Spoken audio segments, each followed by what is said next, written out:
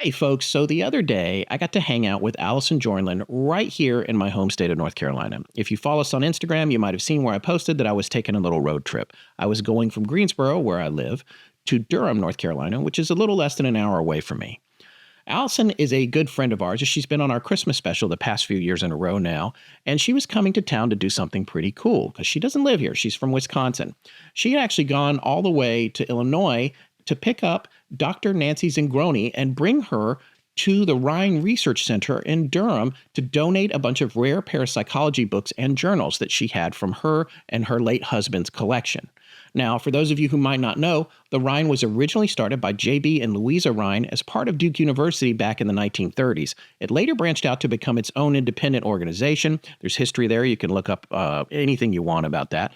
But it dives deep and has been diving deep into the mysteries of the mind and psychic phenomena for a long time now. ESP, psychokinesis, that sort of thing.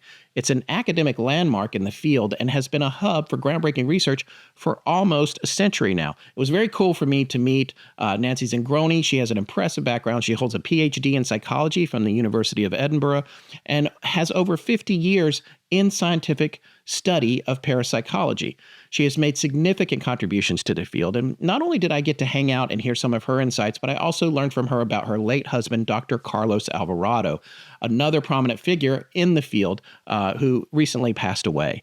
They had a big collection of parapsychology books and journals, and she's working now that he's gone to get some of that stuff out to places like the Rhine so that it can be cared for and shared with future generations.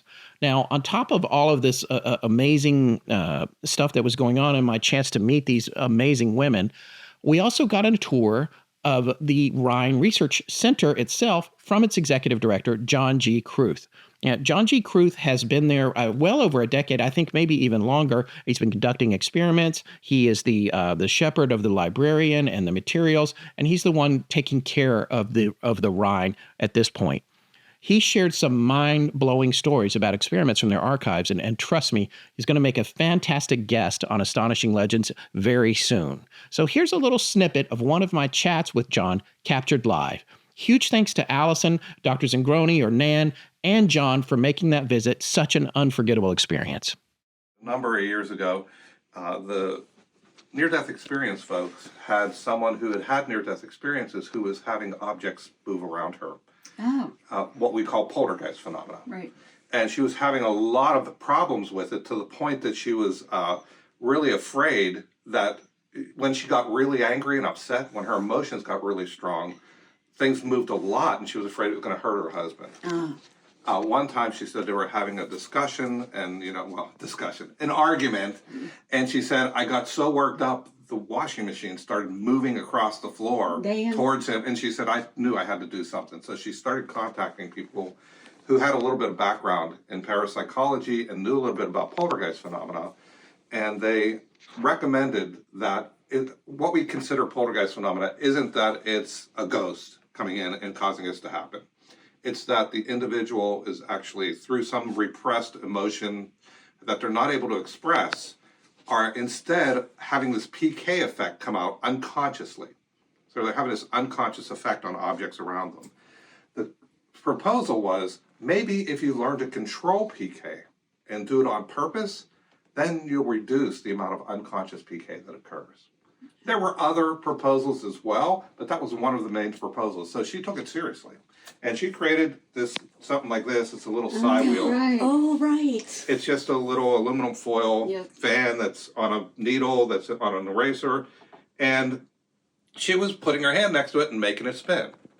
Well, we were sitting in a research team meeting one day, and one of the people who had spoken to her was Jim Carpenter. Mm-hmm. Jim had worked with her and saw that over a period of months, it took about 6 months, that she was sitting every night trying to focus on making it move, and it started moving for her. And it was happening regularly. And Jim was talking to her because she was having some emotional issues before, and she was doing demonstrations for Jim and sending him videos. He was really excited about it. Well, she wasn't covering the pinwheel at that time. So we talked to Jim and said, Jim, she needs to cover it. and she started covering it, and she still was able to make it move. Cool. So she came down here from Canada. Why does she need to cover it?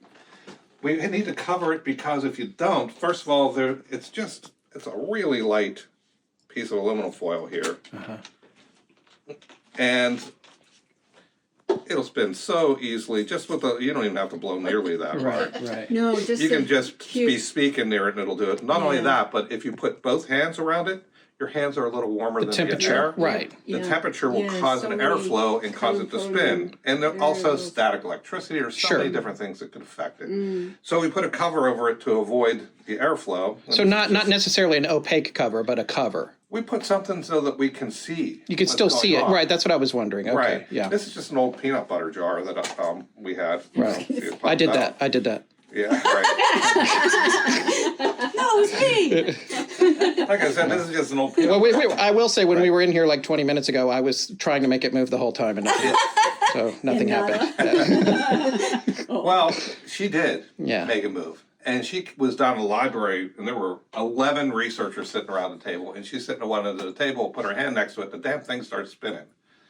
And everybody was like, wow. And I was like, we need to video this. And so I got my crappy phone out and started taking a video, and I asked her to stop it. She took her hand away, it stopped. I said, make it go again. She did it. And then I said, stop it again. Can you make it move the other way? And she goes like this with her finger, and it starts moving in the other direction. Damn. She was controlling it. And I checked under the table and under her finger, anywhere I could, and she was controlling it. It was very clear.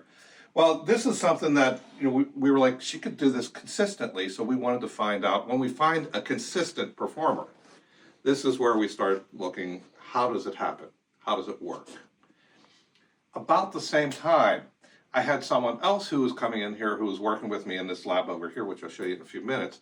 But he was able to affect electrical fields. And he had a static, something that was measuring static fields. And by holding these little devices in his hand, he was able to cause it to create static fields on the left or static fields on the right. And then he could let go of these little devices and still, from a distance, create static fields and make it go to the left and go to the right. He was also doing it very consistently. In our field, to find someone who is consistently performing in the laboratory, it's gold. How rare is that? It's gold. We never. It's very, very rare that we find it, Right. and especially with PK, Right. it's almost impossible. It's it usually happens spontaneously in different environments. So that I had no interest in PK. To have two people who came in here doing different types of PK consistently, I had to study it. Yeah, absolutely. It would have been a disservice to the field to just not look into it. Yeah. And so I started working with these guys. One of the things we found, though, is that these psi wheels are handmade. I made this one. It's handmade. It's just, and they're inconsistent. They're different sizes, they're different shapes, everything. So we were looking for something that was more consistent that we could use in laboratories in different places. This is what's called an Edgley wheel. And this actually is another very, very well-balanced wheel sitting on top of a pin. And it's sold as a life force meter. The idea is if you have more life in you, it will spin faster and faster and faster. When you put your hands around it, they say, don't put it inside of anything because that destroys the effect. It's not really a life force meter, Okay, so if I go up to it and it stays still, does not mean I'm dead. No. But this is what it's sold as. But it also is an extremely well-balanced PK device that we can measure, and it's manufactured so it's consistent. They're not cheap. These things cost about $200 each. Damn. For something like this. So it's not easy to find them, but they are actually really good devices for PK to use. So we put it inside of this food storage container and started testing with this as well. And, so I was doing things like I put it inside of this and I took it home with me and I was blowing hair dryers on it, putting, really hot heat sources near it, doing all kind of things to try to make it move, and I couldn't make it move. And I was like, okay, so it's not happening. Great. this is what I want to test. I want to test this, make sure I can't do it by accident. And so I just put my hand next to it. I'm like, okay, can I make it move? So I was watching at that time, it was years ago, watching The Daily Show, and Jon Stewart's on, and I start laughing and all of a sudden the damn thing starts moving. How cool is And that? I was like, okay, this is something. There's something unusual happening here. Yeah. It seems to be related to emotions. The emotion, right. And so we started to work and explore that in more Oh, detail. cool. Um, I'm so old that I used that thing right behind that, which is Yeah. on a helmet. so this is macro PK. Yeah. This is micro Micro. PK. Oh. Micro PK is affecting things. Macro PK, you can see things move. You can see them, but with micro PK, You gotta, you can't see it. yeah, It's affecting electronics, yeah. affecting sometimes cells or things that are so small you can't measure them, or things that you can only measure from statistics. Stitches.